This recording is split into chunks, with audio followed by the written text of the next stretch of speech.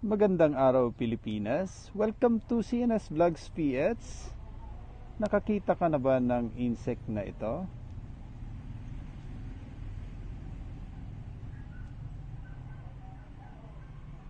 Sa Tagalog, ang tawag nito patango or patango-tango, tama ba? Sa inyong bayan, ano ba ang tawag ng insektong ito?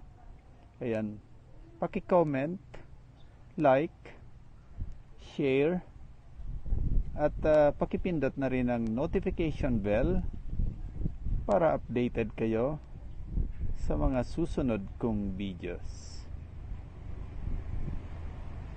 Maraming salamat po sa inyong lahat. Muli, stay safe, stay home. God bless. Diyos mabalos.